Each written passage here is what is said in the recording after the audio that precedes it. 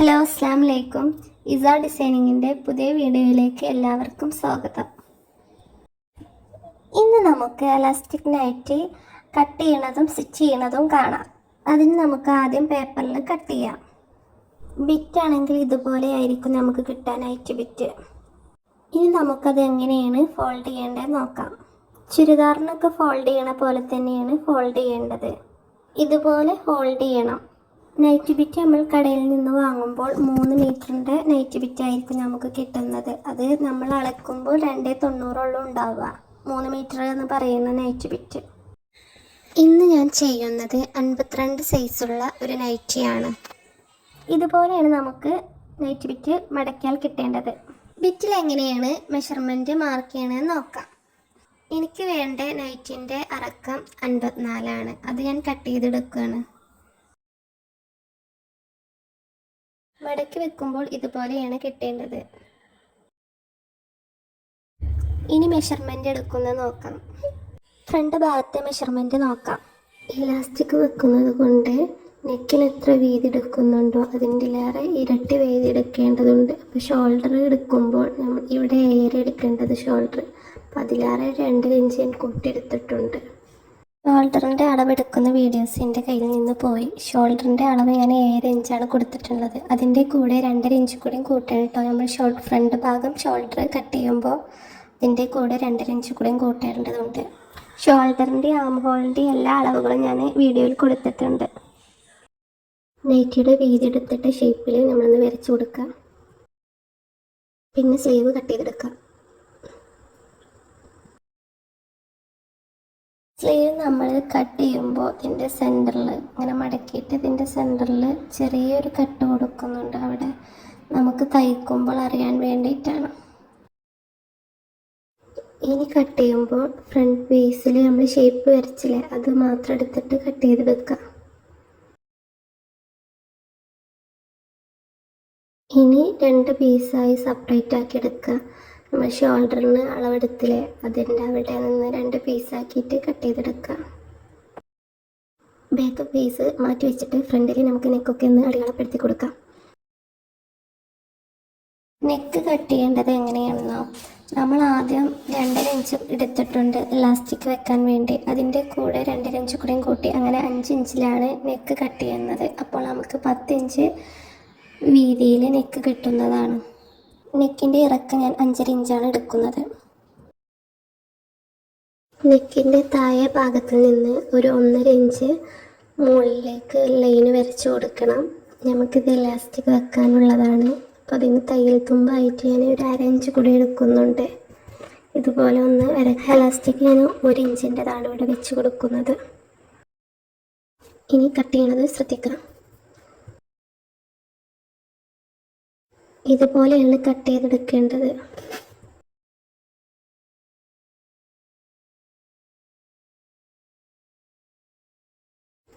ഇത് ഉള്ളിലേക്ക് വെച്ചടിക്കാനുള്ളതാണ്. ഇലാസ്റ്റിക് വെച്ചടിക്കാനുള്ള ഭാഗമാണ് നമ്മളിങ്ങനെ കട്ട് ചെയ്തത്. ഇനി അടുത്ത പീസ് എടുക്കുക. ബാക്ക് ഭാഗത്തെ പീസ് എടുത്ത് നമുക്ക് നിവർത്തി വെക്കുക. ഞാനിവിടെ നെക്കിൻ്റെ വീതി എടുക്കുന്നത് 2.5 ഇഞ്ചാണ്.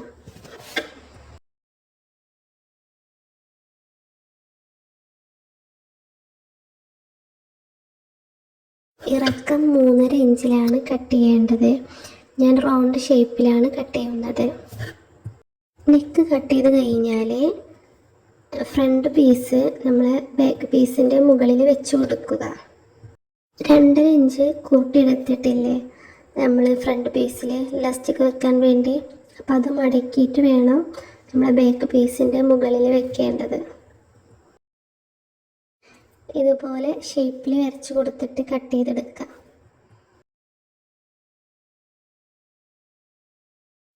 ഇതുപോലെ ബാക്ക് പീസും കട്ട് ചെയ്തെടുക്കാം.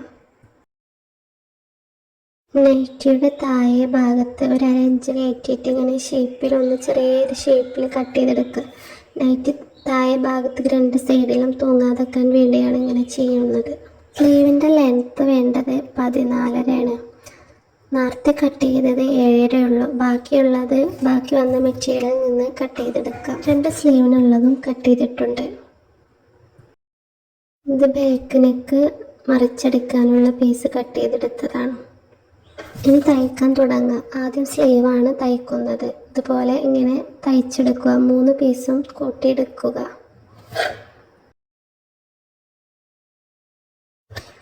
രണ്ട് സ്ലീവും തയ്ച്ച് കഴിഞ്ഞിട്ടുണ്ട്. ആദ്യം ബാക്ക് പീസിലെ നെക്കാണ് ചെയ്തെടുക്കുന്നത്. ഇതുപോലെ നെക്ക് ചെയ്തെടുക്കുക.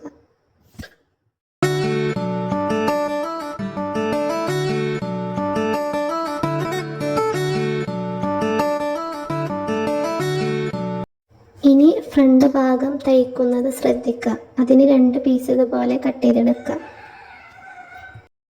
ഫ്രണ്ട് ഭാഗം ഇതുപോലെയാണ് ഞാൻ തയ്ക്കണമെന്ന് ശ്രദ്ധിക്കാം. നേരത്തെ കട്ട് ചെയ്ത പീസ് എടുത്തിട്ട് ഈ സൈഡിൽ ഒന്ന് വെച്ച് കൊടുക്കുക. എന്നിട്ട് അതിലൂടെ തയ്ക്കുക.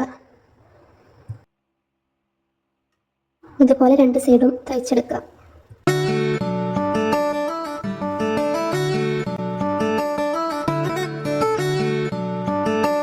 രണ്ട് ഭാഗവും തയ്ച്ച് കഴിഞ്ഞാൽ അത് മറിച്ച് ഉൾഭാഗത്തേക്ക് മറിച്ച് വെച്ചിട്ട് പതിച്ചടി കൊടുക്കുക 2 സൈഡിലും.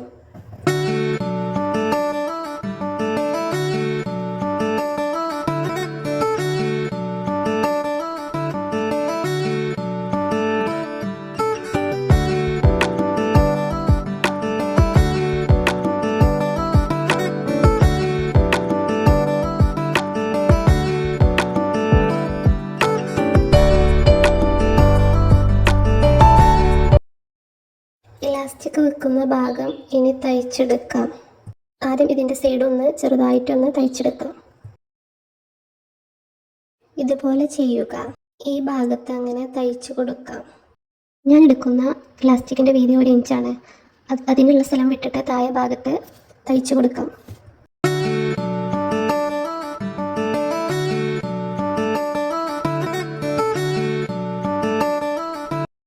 ഇനി ഇലാസ്റ്റിക് എടുക്കുന്നത് നോക്കാം. നെക്ക് എത്രയാണോ വീതി വേണ്ടത് അതിൻ്റെ അളവാണ് ഇലാസ്റ്റിക് എടുക്കേണ്ടത്.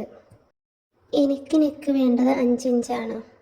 5 ഇഞ്ച് നീളമുള്ള ഇലാസ്റ്റിക്കാണ് ഞാൻ എടുത്തിട്ടുള്ളത്. ഉൾഭാഗത്തെ പീസുകളൊക്കെ ഒന്ന് മടക്കി തയ്ച്ചു കൊടുക്കാം. ഇലാസ്റ്റിക് ഒന്ന് വലിച്ചു പിടിച്ച് തയ്ച്ചു കൊടുക്കാം. 2 ഭാഗവും തയ്ച്ചു കഴിഞ്ഞു. ഇനി 2 ഭാഗവും ഇതുപോലെ ചെയ്ത് ഷോൾഡർ തയ്ച്ചെടുക്കാം. സ്ലീവ് തയ്ക്കുന്നത് നോക്കാം. സ്ലീവ് കട്ട് ചെയ്തപ്പോൾ നമ്മളിവിടെ ചെറിയൊരു കട്ട് കൊടുത്തിട്ടില്ല. അത് ഇതുപോലെ ഇങ്ങനെ വെച്ച് കൊടുക്കാം. നല്ല വശവും നൈറ്റിൻ്റെ നല്ല വശവും സ്ലീവിൻ്റെ നല്ല വശവുമാണ് വെക്കേണ്ടത്. ഇതുപോലെ ഇങ്ങനെ തയ്ച്ചെടുക്കാം. 2 ഭാഗത്തെ സ്ലീവും തയ്ച്ച് കഴിഞ്ഞു. ഇനി നൈറ്റ് നമ്മുടെ ഷേപ്പിനനുസരിച്ച് ഷേപ്പാക്കിയെടുക്കാം. എനിക്ക് വേണ്ട നൈറ്റിൻ്റെ അളവ് 52 ഇഞ്ചാണ്. കട്ട് ചെയ്തപ്പോൾ ഞാൻ 54 എടുത്തിട്ടുണ്ട്. അത് നമ്മൾ തയ്യൽ തുമ്പൊക്കെ കഴിഞ്ഞ് ഇനി അടിഭാഗം മടക്കി അടിച്ചാൽ നമുക്ക് 52 ഇഞ്ചിലേക്ക് മടക്കി കൊടുക്കാം. നൈറ്റ് തയ്ക്കൽ കഴിഞ്ഞു. ഇതാണ് നമ്മുടെ ഫൈനൽ ലുക്ക്. എൻ്റെ വീഡിയോ ഇഷ്ടപ്പെട്ടാൽ സബ്സ്ക്രൈബ് ചെയ്യുക, ലൈക്ക് ചെയ്യുക, ഷെയർ ചെയ്യുക. ഇനി നമുക്ക് നല്ലൊരു വീഡിയോയുമായിട്ട് കാണാം. അസ്സലാമു അലൈക്കും.